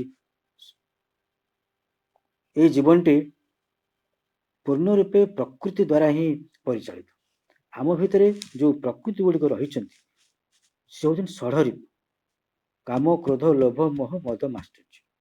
ଏଇ ଯେଉଁ ଷଢ଼ରିପୁ ରହିଛନ୍ତି, ଇଏ ସମଗ୍ର ମାନବ ଜାତିକୁ ପରିଚାଳନା କରୁଛନ୍ତି। ସମସ୍ତଙ୍କ ଭିତରେ ଏଇ 6ଟି ରିପୁ ଅଛି, କିନ୍ତୁ ସେମାନଙ୍କ ସମସ୍ତଙ୍କ ପଶ୍ଚାତରେ ଯିଏ ତାଙ୍କର ଡାଇରେକ୍ଟର, ଯିଏ ନିର୍ଦ୍ଦେଶକ, ସେ ହେଉଛନ୍ତି ଅହଙ୍କାର। ଯେମିତି ଗୋଟେ ନାଟକ ମଞ୍ଚସ୍ଥ କରାଯାଉଛି, ସେ ନାଟକର ପରଦା ପଛପଟେ ଯିଏ ଅଛନ୍ତି ସେ ହେଉଛନ୍ତି ନିର୍ଦ୍ଦେଶକ। ସେ ସବୁ କରିସାରିଛନ୍ତି, ସେ ସବୁ ନିର୍ଦ୍ଦେଶନା ଦେଉଛନ୍ତି କ'ଣ କରିବାକୁ ହବ। ଇଏ 6 ଜଣ ଯିଏ ରହିଲେ ତାଙ୍କର ନାଟକର ଯିଏ ପ୍ଲେୟାର ମାନେ, ଏମାନେ ସେଇ ନିର୍ଦ୍ଦେଶକଙ୍କର ନିର୍ଦ୍ଦେଶନାରେ ପରିଚାଳିତ। କିନ୍ତୁ ଗୋଟେ ଫିଲ୍ମ ହଉ ବା ନାଟକ ହଉ, ନିର୍ଦ୍ଦେଶକ ତ ଅଛନ୍ତି, ପ୍ଲେୟାର ମାନେ ବି ଅଛନ୍ତି, କିନ୍ତୁ ପ୍ରଡ୍ୟୁସର ଅଛନ୍ତି, ସେ ହେଉଛନ୍ତି ଦି ଡିଭାଇନ୍। ତାଙ୍କ ପ୍ରଯୋଜନାରେ ହିଁ ଏ ପୃଥିବୀରେ ସବୁ କାର୍ଯ୍ୟ ଚାଲିଛି, କିନ୍ତୁ ଯିଏ ନିର୍ଦ୍ଦେଶକ ସେ ହେଉଛନ୍ତି ଅହଙ୍କାର, ଦ ଇଗୋ। କିନ୍ତୁ ଭଗବାନ ମଣିଷର ଇଗୋ ମାଧ୍ୟମ ଦେଇ କାର୍ଯ୍ୟ କରନ୍ତି ବୋଲି ଶ୍ରୀମଦ ମହାବୀର କହିଛନ୍ତି। ଯେତେବେଳେ ଡାଇରେକ୍ଟର ଚାହିଁବେ ବା ନିର୍ଦ୍ଦେଶକ ଚାହିଁବେ ସେ ନାଟକଟିକୁ କୌଣସି ପ୍ରକାର ପରିବର୍ତ୍ତନ କରିଦେଇ ପାରିବେ ବା ହିରୋକୁ ଭିଲେନ ଦ୍ୱାରା ମର୍ଡର କରିଦେଇ ପାରିବେ, କିନ୍ତୁ ଯେତେବେଳେ ପ୍ରଯୋଜକ ଏକଥା ଦେଖିବେ ଯେ ପଇସା ଖର୍ଚ୍ଚ କରୁଛନ୍ତି, ସେ କହିବେ ନା ମୁଁ ଚାହୁଁନି ଯେ ହିରୋ ମରନ୍ତୁ ବୋଲି, ସେ ହସ୍ତକ୍ଷେପ କରିବେ, ସେତେବେଳେ ଡାଇରେକ୍ଟର ତାଙ୍କ କଥା ମାନିବାକୁ ବାଧ୍ୟ ହେବେ। ଏ ହଉଛି ସେଇ କଥା। ତେବେ ସେଇଥିପାଇଁ କୁହାଯାଉଛି if you want to change the world first change yourself. ନିଜର ପ୍ରକୃତିଟିକୁ ପରିବର୍ତ୍ତନ ନ କରି ଯେତେ ମନ୍ଦିର ଗଲେ କି ପୂଜା ଅର୍ଚ୍ଚନା କଲେ କି ଯଜ୍ଞ କଲେ କି ମଣିଷର କୌଣସି ପ୍ରକାର ଆଧ୍ୟାତ୍ମିକ ଅଗ୍ରଗତି ହେଇପାରିବ ନାହିଁ। ଯେତେ ସେ ଉପବାସ କରୁଥିବ, ପୂଜା କରୁଥିବ, ଦେବୀ ବଳି ଚଢଉଥିବ, ଯେତେ ଯାହା କଲେ ମଧ୍ୟ ନିଜ ଭିତରେ ଯଦି ତାର ପ୍ରକୃତିକୁ ଯେ ଷଡ଼ ରୂପକୁ ଯେ ପରିବର୍ତ୍ତନ ନ କରିପାରିଲା ତାହେଲେ ତାର ଆଧ୍ୟାତ୍ମିକ ଅଗ୍ରଗତି ହେଇପାରିବ ନାହିଁ। ଧର୍ମ ଏହି ବିଷୟରେ ଅଧିକ ହିଁ ଗୁରୁତ୍ୱ ଦେଇଥିଲା, ମାତ୍ର ଅନ୍ଧବିଶ୍ୱାସ ଓ କୁସଂସ୍କାର ଦ୍ୱାରା ସେ କଳୁଷିତ ହେଇଗଲା। କିନ୍ତୁ ପରବର୍ତ୍ତୀ କାଳରେ ଆମେ ଦେଖିବା ଯେ ଯେତେବେଳେ ଶ୍ରୀ ଅରବିନ୍ଦ ଆସିଲେ ଆମେ ଟିକେ ଅଲଗା କରିକି ଦେଖିଲେ ଧର୍ମ କଣ ଏବଂ ଆଧ୍ୟାତ୍ମିକତା କଣ। ବୌଦ୍ଧ ଧର୍ମ କଥା ଦେଖନ୍ତୁ ଯେ 1200 ବର୍ଷ ପରେ ଯାଇକି ଯେତେବେଳେ ଶଙ୍କରାଚାର୍ଯ୍ୟ ଆସିଲେ ସେତେବେଳେ ପ୍ରକୃତ ଆଧ୍ୟାତ୍ମିକତା କଣ ସେ ସମସ୍ତଙ୍କୁ ବୁଝେଇଲେ। ଆଧ୍ୟାତ୍ମିକତାର ମୂଳ ତତ୍ଵଟି ହେଉଛି ନିଜର ପ୍ରକୃତିକୁ ପରିବର୍ତ୍ତନ କରିବା, ଷଢ଼ ରୂପ ଉପରେ ବିଜୟ ହାସଲ କରିବା, ନିଜ ଆତ୍ମାକୁ ଆବିଷ୍କାର କରିବା।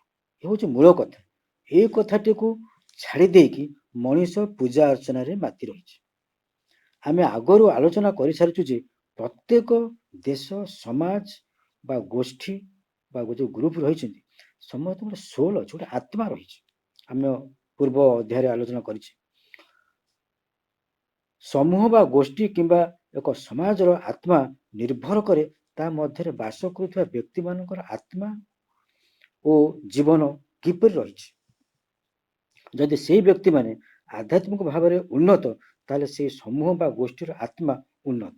ଯଦି ଗୋଟିଏ ପଞ୍ଚାୟତରେ ବା ଗୋଟିଏ ଗାଁରେ ଅନେକ ଲୋକ ଡକ୍ଟର ଅଛନ୍ତି, ଇଞ୍ଜିନିୟର ଅଛନ୍ତି, ବୈଜ୍ଞାନିକ ଅଛନ୍ତି, ଲେଖକ ଅଛନ୍ତି, ତାହେଲେ ଆମେ ତାକୁ କହିବା ଯେ ସେଇ ଗାଁର ଆତ୍ମା ହେଉଛି ଶିକ୍ଷିତ। ଶ୍ରୀମନ୍ତ କହୁଛନ୍ତି ଯଦି ସମୂହ ବା ଗୋଷ୍ଠୀର ଆତ୍ମାକୁ ଏକ ନିର୍ଦ୍ଦିଷ୍ଟ ମନୋମୟ ଆକାର ଗ୍ରହଣ କରିବାକୁ ହୁଏ ଅଥବା ଏକ ନୂତନ ପ୍ରକାର ସମୂହଗତ ବା ଗୋଷ୍ଠୀଗତ ଜୀବନରେ ପରିଣତ ହେବାକୁ ପଡ଼େ, ତେବେ ତା ମଧ୍ୟରେ ବାସ କରୁଥିବା ବ୍ୟକ୍ତିମାନଙ୍କର ନୂଆ ନୂଆ ଚିନ୍ତାଧାରା ଓ ପ୍ରୟୋଗାତ୍ମକ କ୍ରିୟା ଉପରେ ତା ନିର୍ଭର କରିବ। ଯଦି ସେ ପଞ୍ଚାୟତରେ ବା ସେ ଗାଁରେ ଅନେକ ଗୁଡ଼ିଏ ଡକ୍ଟର ଅଛନ୍ତି, ବୈଜ୍ଞାନିକ ଅଛନ୍ତି, ଇଞ୍ଜିନିୟର ଅଛନ୍ତି, ସେମାନଙ୍କର ଯୋଉ ଚିନ୍ତାଧାରା, ଉନ୍ନତ ଚିନ୍ତାଧାରା, ସେମାନେ ଯୋଉ ମାନସିକ ଶକ୍ତି ସାମର୍ଥ୍ୟ ଯୋଉ ରହିଥିଲା ତାରି ମାଧ୍ୟମରେ ଯୋଉ ଅଗ୍ରଗତି କରିଥିଲେ, ସମସ୍ତଙ୍କର ମିଳିତ ମାନସିକ ଯୋଉ ଶକ୍ତି ସାମର୍ଥ୍ୟକୁ ନେଇକି ସେଇ ପଞ୍ଚାୟତର ବା ଗାଁର ମନ ଗଠିତ ହବ। ତାହାକୁ ଉଚ୍ଚତର ମନ ବା ଉନ୍ନତ ମନ ସତ୍ତା ବୋଲି କୁହାଯିବ, ଏକ ନିର୍ଦ୍ଦିଷ୍ଟ ମନୋମୟ ସତ୍ତା ବୋଲି କୁହାଯିବ। ତେବେ ବ୍ୟକ୍ତିମାନଙ୍କର ଆତ୍ମା ଓ ଜୀବନ ଯେପରି ହେବ ସମୂହ ବା ଗୋଷ୍ଠୀର ଆତ୍ମା ମଧ୍ୟ ସେହିପରି ହେବ। ଯେଉଁ ସମୂହ ବା ଗୋଷ୍ଠୀ ଅଳ୍ପ କେତେ ଜଣ ଲୋକଙ୍କ ଦ୍ୱାରା ପରିଚାଳିତ ହେଉଥାଏ ସେ ଅନୁଷ୍ଠାନଟି ମାଧ୍ୟମରେ ବଞ୍ଚି ରହେ, ତାହାକୁ ଆମେ କେବେ ହେଲେ ସମୂହ ଆତ୍ମା ବୋଲି କହିପାରିବା ନାହିଁ।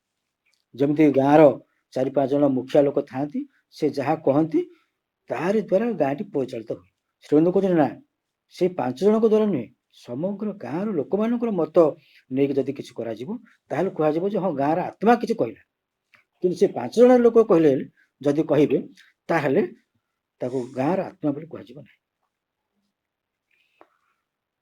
ତାପରେ ଶ୍ରୀମନ୍ତ କହୁଛନ୍ତି ଯେ ଆଧ୍ୟାତ୍ମିକ ଯୁଗର ଉଦୟ ହେବା ପୂର୍ବରୁ ଆମ ସମାଜରେ ପ୍ରଥମେ ଅଧିକରୁ ଅଧିକ ସଂଖ୍ୟକ ଏପରି ବ୍ୟକ୍ତିଙ୍କର ଆବିର୍ଭାବ ଘଟିବ ଯେଉଁମାନେ କି ଆଉ ଏଇ ନିତ୍ୟ ନୈମିତିକ ବୁଦ୍ଧିଗତ, ପ୍ରାଣିକ ଏବଂ ଭୌତିକ ମନୁଷ୍ୟର ଜୀବନକୁ ନେଇ ସନ୍ତୁଷ୍ଟ ହୋଇ ରହିପାରିବ ନାହିଁ। ଯୋଉମାନେ ଆସିବେ ସେଇ ଆଧ୍ୟାତ୍ମିକ ଯୁଗ ନୂତନ ମାନବ ମାନେ ସେମାନେ ଏଇ ନିତ୍ୟ ନୈମିତ୍ତିକ ଯୋଉ ଅର୍ଡିନାରୀ ଲାଇଫ ଯୋଉ ଆମେ ମେଣ୍ଟେନ କରୁଛୁ ତାକୁ ସେମାନେ ପସନ୍ଦ କରିବେନି। ସେମାନେ ବୀର ଯୋଦ୍ଧା, ସେମାନେ ସବୁ ପ୍ରକାର ଦୁଃଖ ଯନ୍ତ୍ରଣା, ଆମେ ଟିକେ ପୂର୍ବ ଆଲୋଚନା କରୁଥିଲେ ସାବିତ୍ରୀ ଯାହା ଶ୍ରୀମନ୍ତ କହୁଥିଲି, ସବୁ ପ୍ରକାର ଦୁଃଖ ଯନ୍ତ୍ରଣାକୁ ସମ୍ମୁଖୀନ ହେବା ପାଇଁ ସେମାନେ ଆସିବେ। ତେବେ ଆମେ ଯୋଉ ଅବସ୍ଥାରେ ଅଛୁ, ଗୋଟେ ଅର୍ଦ୍ଧ ପଶୁ ମଣିଷ ଭାବେ ରହିଛୁ ଏବଂ ମଣିଷକୁ ଆମେ ଯୋଉଭଳି ଭାବରେ ଦେଖୁଛୁ, ଆମେ ଆଶା କରୁଛୁ ଯେ ମଣିଷ ନିଶ୍ଚିତ ଭାବରେ ଆହୁରି ଅଗ୍ରଗତି କରିବ, କିନ୍ତୁ ତଥାପି ମଧ୍ୟ ଆମେ ଏକ ପଶୁ ମଣିଷ ହିସାବରେ ରହିଛୁ। ତେବେ ଶ୍ରୀଅନ୍ତ କହୁଛନ୍ତି ଯେ ସେହି ଭବିଷ୍ୟତର ପ୍ରଗତିଶୀଳ ବ୍ୟକ୍ତି ସତ୍ତାମାନେ ଆଦୌ ସ୍ୱୀକାର କରିବେ ନାହିଁ ଯୋଉ ପ୍ରକାର ଜୀବନ ଆମେ ଏବେ ବଞ୍ଚୁଛୁ। ସେମାନେ ବୃହତ୍ତର ବିବର୍ତ୍ତନକୁ ହିଁ ମନୁଷ୍ୟ ଜାତିର ଯଥାର୍ଥ ଲକ୍ଷ୍ୟ ଓ କାମ୍ୟ ରୂପେ ଗ୍ରହଣ କରିବେ। ସେମାନେ ବିବର୍ତ୍ତନଟିକୁ ଧୀର ଭାବରେ ନେବାକୁ ଚାହାନ୍ତି ନାହିଁ, ସେମାନେ ଦ୍ରୁତ କରିବେ, ଏକ ବୃହତ୍ତର ବିବର୍ତ୍ତନ ଆଣିବେ। ସମଗ୍ର ମନୁଷ୍ୟ ଜାତି ଲାଗି ମଧ୍ୟ ଏହା ଏକ ସ୍ୱୀକୃତିର ମାର୍ଗ ବୋଲି ଗ୍ରହଣୀୟ ହେବ। ସେ ସମୟରେ ଏହି ଉଦ୍ୟମରେ ସେମାନେ ଯେତିକି ସଫଳତା ଲାଭ କରିବେ ଓ ବିବର୍ତ୍ତନଟିକୁ ଆଗେଇ ନେବେ, କେବଳ ସେହି ଅନୁପାତରେ ସେହି ଭବିଷ୍ୟତର ସମ୍ଭାବନାଟି ସେତିକି ଫଳପ୍ରସୂ ହେବ। ଶ୍ରୀମନ୍ତ କହୁଛନ୍ତି ଯେ ଯୋଉ ଭବିଷ୍ୟତର ସେ ଯୋଉ ଉନ୍ନତ ମାନବ ଜାତି ପୃଥିବୀକୁ ଅବତରଣ କରିବେ ଏବଂ ସେମାନେ ଯୋଉଭଳି ଜୀବନଯାପନ କରିବେ, ଯେତିକି ସେମାନେ ଅଗ୍ରଗତି କରୁଥିବେ ତାହାରି ଉପରେ ହିଁ ନିର୍ଭର କରିବ ତାଙ୍କର ସମାଜ। ସେମାନଙ୍କର ପ୍ରତିନିଧିତ୍ୱର କିଛି ମୂଲ୍ୟ ରହିବ ଯଦି ସେମାନେ ସମାଜରେ କିଛି ପରିବର୍ତ୍ତନ ଆଣିପାରିବେ। ଅତୀତରେ ଯେତେବେଳେ ଆଧ୍ୟାତ୍ମିକତାର କ୍ଷେତ୍ରରେ କୌଣସି ବୃହତ୍ ଅଭ୍ୟୁଦୟ ଘଟିଛି, ସେତେବେଳେ ତାହାର ପରିଣାମ ସ୍ୱରୂପ କୌଣସି ଏକ ବିଶେଷ ରୀତିକୁ ଅବଲମ୍ବନ କରି ଏକ ନୂତନ ଧର୍ମର ଆବିର୍ଭାବ ହୋଇଛି। ଯେମିତି ବୌଦ୍ଧ ଧର୍ମ, ଖ୍ରୀଷ୍ଟ ଧର୍ମ, ମୁସଲିମ ଧର୍ମ। ହିନ୍ଦୁ ଧର୍ମ କଥା ତ ନୁହେଁ, ଏହା ପରବର୍ତ୍ତୀ ସମୟରେ ହିନ୍ଦୁ ଧର୍ମ ନାମ ଦିଆଯାଇଥିଲା, କିନ୍ତୁ ଏହା ହେଉଛି ସନାତନ ଧର୍ମ। ସନାତନ ଧର୍ମ ବି କୁହାଯିବନି, ମାନେ ତାକୁ କେବଳ ଧର୍ମ ନାମ ଦିଆଯାଉଛି, କିନ୍ତୁ ମୂଳରୁ ହିଁ ଏହା କୌଣସି ଆଦି ଅନ୍ତ ହିଁ ନାହିଁ। ମାତ୍ର ଏଇ ଯୋଉ ଧର୍ମଟି ଆସିଥାଏ, ବା ଖ୍ରୀଷ୍ଟ ଧର୍ମ ହଉ ବା ବୌଦ୍ଧ ଧର୍ମ ହଉ ବା ମୁସଲିମ ଧର୍ମ, ସେମାନେ ଯୋଉ ଆଦର୍ଶଟି ଆସିଥାଏ ତାକୁ ନେଇକି ମଣିଷ କିଛି ଦୂର ଅଗ୍ରଗତି କରେ, କିନ୍ତୁ ଧୀରେ ଧୀରେ ସେଗୁଡ଼ିକୁ ପୁଣି ମଉଳିବାକୁ ଆରମ୍ଭ କରେ। ଶ୍ରୀମନ୍ତ କହୁଛନ୍ତି ମନୁଷ୍ୟ ଜାତିର ସେହି ଅନାଗତ ଭବିଷ୍ୟତର ଆଧ୍ୟାତ୍ମିକ ଯୁଗଟିର ଆଦର୍ଶ ଓ ଲକ୍ଷ୍ୟ ବୈଦିକ ଯୁଗର ଆଦର୍ଶ ଲକ୍ଷ୍ୟ ସହ ସମାନ। ବୈଦିକ ଯୁଗରେ ପିତାମାତା ମାନେ, ଗୁରୁମାନେ ପିଲାମାନଙ୍କୁ ଶିଖଉଥିଲେ how to discover his own soul, ତାର ସୋଲକୁ ସେ କେମିତି ଡିସ୍କଭର କରିବ। କିନ୍ତୁ ଏବେ ବାପା ମା ମାନେ, ଶିକ୍ଷକ ମାନେ ପିଲାମାନଙ୍କୁ କଣ ଶିଖଉଛନ୍ତି? ସେ କହୁଛନ୍ତି ଯେ କେମିତି ସେ ଅଧିକ ପଇସା ଅର୍ଜନ କରିବ, ଯୋଉଟା ଗୋଟେ ଛୋଟିଆ କଥା। ଯଦି ଜଣେ ତାର ଆତ୍ମାକୁ ଆବିଷ୍କାର କରିବା ଦିଗରେ ଯିବ, ସିଏ ଫାଷ୍ଟ ନଲେଜ କୁ ଗେନ୍ କରିବ। ତା ଭିତରେ ତ ଇଏ ଗୋଟେ ବଡ ଜବ୍ ପାଇବା ଗୋଟେ ଛୋଟିଆ କଥା। ତେଣୁ ସେଇଥିପାଇଁ ତ ଶ୍ରୀବନ୍ଧୁଙ୍କ ଯୋଗରେ ଏବଂ ଶିକ୍ଷାରେ କୁହାଯାଇଛି ଆମର ଲକ୍ଷ୍ୟ କେବଳ ଚାକିରି ପାଇଁ ନୁହେଁ, କି ପଇସା ଅର୍ଜନ ପାଇଁ ନୁହେଁ, କି କୌଣସି ଯଶ ପାଇଁ ନୁହେଁ, ଆମ ନିଜକୁ ଆବିଷ୍କାର କରିବା ପାଇଁ ଆମେ ଏହି ଶିକ୍ଷାକୁ ଗ୍ରହଣ କରୁଛୁ। ତେବେ ଯେଉଁ ଧର୍ମ ଗୁଡ଼ିକ ଆତ୍ମାକୁ ଆବିଷ୍କାର କରିବା ସକାଶେ ଅଭିପ୍ରେତ, ସେହି ସବୁ ଧର୍ମ ସହିତ ସେହି ଭବିଷ୍ୟତର ଆଧ୍ୟାତ୍ମିକ ଯୁଗଟିର ଲକ୍ଷ୍ୟ ଆଦର୍ଶ ସମାନ ରହିବ। ଯଦି ସେ ସମୟରେ କେତେକ ଧର୍ମ ଥାଆନ୍ତି ଏବଂ ସେମାନଙ୍କର ମୁଖ୍ୟ ଉଦ୍ଦେଶ୍ୟ ଥାଏ ଯେ ଆତ୍ମାକୁ ଆବିଷ୍କାର କରିବା, ତାହେଲେ ସେଇ ଭବିଷ୍ୟତର ଯୁଗଟି ସେମାନଙ୍କୁ ସମର୍ଥନ ଜଣେଇବ। ତେବେ ଆମର ମନ ପ୍ରାଣ ଶରୀରରେ ଯୋଉ ଦିବ୍ୟ ଭଗବତୀ ଶକ୍ତିର ଅବତରଣ ଘଟିବ, ଆମ ଜୀବନ କ୍ଷେତ୍ରରେ ଏକ ଆଧ୍ୟାତ୍ମିକ ପୁନଃ ସଂଗଠନ ଘଟିବ। ଶ୍ରୀମନ୍ତ କହୁଛନ୍ତି ସେଇ ଯୁଗରେ ହିଁ ଅଧିକ ପରିମାଣରେ ଘଟିବ। କାହିଁକି ନା ଏ ଯୁଗରେ କେବଳ ମଣିଷର ଲକ୍ଷ୍ୟ ରହୁଛି ଅର୍ଥ ଉପାର୍ଜନ, କିନ୍ତୁ ସେଇ ଯୁଗର ଲକ୍ଷ୍ୟ ରହିବ ସେ ତାର ଆତ୍ମାକୁ କିପରି ଆବିଷ୍କାର କରିବ, ସେ ତାର ଚୈତନ୍ୟକୁ କିପରି, ଚୈତନ୍ୟତା ଦ୍ୱାରା କିପରି ପରିଚାଳିତ ହେବ। ଯଦି ସେଇ ପୁରୁଣା ଧର୍ମ ସହିତ ଏହାକୁ ଯୋଡ଼ି ଦିଆଯାଏ, ତେବେ ଅବସ୍ଥା ଆହୁରି ଖରାପ ହୋଇଯିବ। ବିଫଳତା ହିଁ କେବଳ ଆସିବ। କାରଣ ପୁରୁଣା ଧର୍ମ ଗୁଡ଼ିକ ରକ୍ଷଣଶୀଳ ମନୋଭାବ, ନାନା ଅନ୍ଧ କୁସଂସ୍କାର ଓ ଅନ୍ଧବିଶ୍ୱାସ ଦ୍ୱାରା ପରିପୂର୍ଣ୍ଣ। ଏହି ନୂତନ ବିବର୍ତ୍ତନଶୀଳ ଚେତନାକୁ ତାହା ଗ୍ରହଣ କରିପାରିବ ନାହିଁ। ତେଣୁ ଧର୍ମ ଗୁଡ଼ିକୁ ସମ୍ପୂର୍ଣ୍ଣ ରୂପେ ଛାଡ଼ିବାକୁ ପଡ଼ିବ ଏହି ରୂପାନ୍ତର ପଥରେ ଯିବାକୁ ହେଲେ। ତାପରେ କହୁଛନ୍ତି, ପ୍ରଥମେ ଯେତେବେଳେ କୌଣସି ଧର୍ମ ଆନ୍ଦୋଳନ ସଂଗଠିତ ହୁଏ, ସାଧାରଣତଃ ଆଧ୍ୟାତ୍ମିକ ଉତ୍ତେଜନାର ଗୋଟେ ତରଙ୍ଗ ସୃଷ୍ଟି ହୁଏ। ଯେମିତି ବୁଦ୍ଧଦେବ ଆସିଥିଲେ, ସବୁବେଳେ ଗୋଟେ ଆଧ୍ୟାତ୍ମିକତାର ତରଙ୍ଗ ସୃଷ୍ଟି ହେଇଗଲା। ତାପରେ ସେ କହୁଛନ୍ତି ଆଧ୍ୟାତ୍ମିକ ଆକାଂକ୍ଷାର ବି ଏକ ତରଙ୍ଗ ସୃଷ୍ଟି ହୁଏ। ତା ବି ଗୋଟେ ଆସ୍ପୃହ ଆସିଲା ଯେ ମୁଁ ଆଗକୁ ଯିବି, ମୁଁ ଆଗକୁ ଯିବି। ସେ ଯୋଉ ଉତ୍ତେଜନା ଏବଂ ଆକାଂକ୍ଷା, ସେ ଯୋଉ ସ୍ପିରିଚୁଆଲ ଏକ୍ସାଇଟମେଣ୍ଟ ଆଉ ଆସ୍ପିରେସନ ବହୁ ସଂଖ୍ୟକ ଲୋକଙ୍କ ପାଖକୁ ତାକୁ ବହନ କରି ନେଇଗଲା ସେ ଯୋଉ ଆଦର୍ଶଟିକୁ। ଯାହା ଫଳରେ ସେହି ସମୟରେ ସମଗ୍ର ଭାରତ ବର୍ଷ କ'ଣ, ପୃଥିବୀର ଅଧିକାଂଶ ଦେଶ ବୌଦ୍ଧ ଧର୍ମକୁ ଗ୍ରହଣ କରିଥିଲେ। ତେବେ କ'ଣ ହୁଏ ନା, ଏଇ ଯୋଉ ଆଦର୍ଶଟି ଆସିକରି ମଣିଷ ଭିତରେ ପ୍ରବେଶ କରିବ, ମଣିଷ ତାକୁ ଗ୍ରହଣ କରେ, ଯାହାଫଳରେ ତା ଭିତରେ କିଛି ଆଂଶିକ ଭାବରେ ଆଧ୍ୟାତ୍ମିକତା ର ଅଗ୍ରଗତି ଘଟେ, କିନ୍ତୁ ନୈତିକତା ସେଥିରେ କିଛି ମିଶିଯାଏ। ଯାହାଫଳରେ କ'ଣ ହୁଏ ନା, ତାହାର ଯୋଉ ଅଗ୍ରଗତିଟି ଘଟିଥିଲା ତାହା ଟିକେ କମ ହେଇଯାଏ। କିନ୍ତୁ ସେ ଯୋଉ ତା ଭିତରେ ଯୋଉ ଏକ୍ସାଇଟମେଣ୍ଟ ଥିଲା, ଯୋଉ ଆସ୍ପିରେସନ ଥିଲା, ତାହା ଧୀରେ ଧୀରେ ପୁଣି କମିବାକୁ ଆରମ୍ଭ କରେ।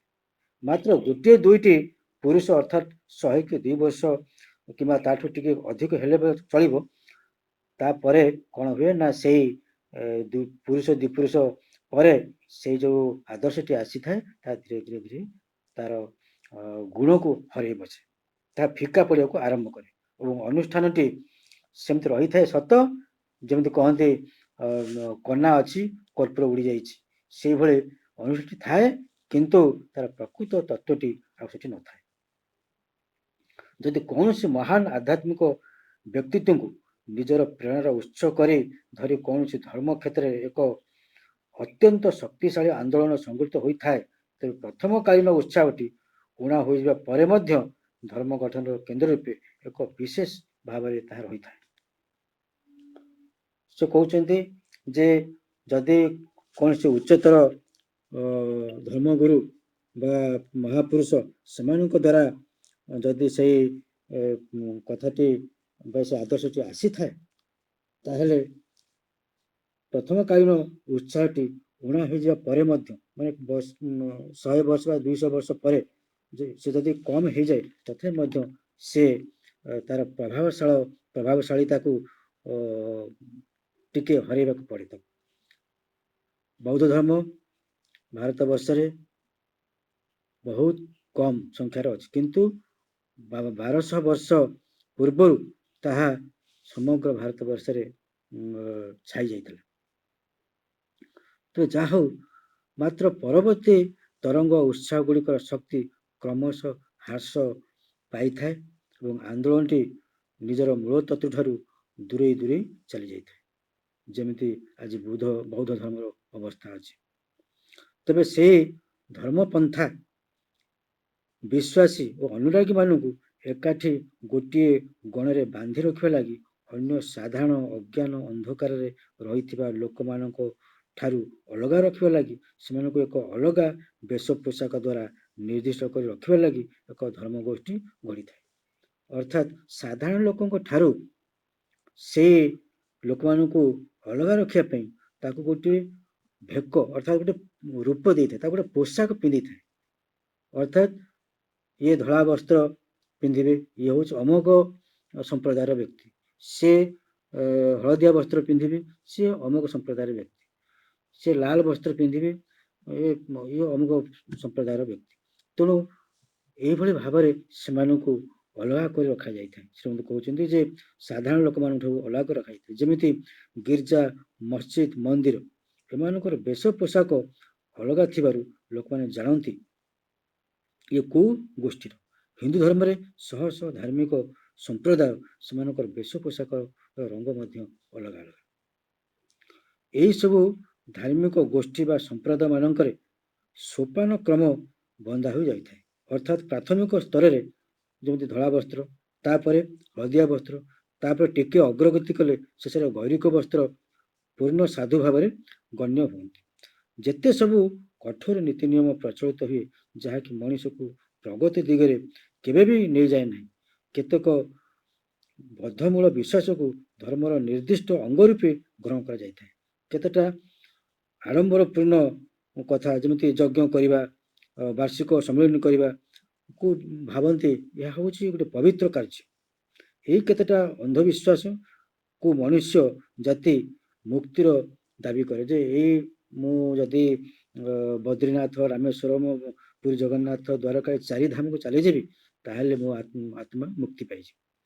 ଏଇଭଳି ଯେଉଁ ଅନ୍ଧବିଶ୍ୱାସ ଥାଏ ମଣିଷର, ଶ୍ରୀମନ୍ତ କହୁଛନ୍ତି ଏଇ ଯେଉଁ କେତେକ ଯାନ୍ତ୍ରିକ ସଂଗଠନ ରହିଥାଏ ଏହାକୁ ନିଶ୍ଚିତ ଭାବରେ ଆମେ କହିବା ଯେ ଏହା ଆଧ୍ୟାତ୍ମିକତାର ବିରୋଧୀ। ତେବେ ଶ୍ରୀ ଅରବିନ୍ଦ ଆହୁରି ଅନ୍ୟ କଥା ଆମକୁ କହିବେ। ଶ୍ରୀ ଅରବିନ୍ଦ ଜଣେ ଖୁବ୍ ସୁନ୍ଦର ସମାଲୋଚକ, କିନ୍ତୁ ସେ ତ ସମାଲୋଚନା କରନ୍ତି ଖୁବ୍ ହାସ୍ୟରସାତ୍ମକ ଭାବେ କରନ୍ତି।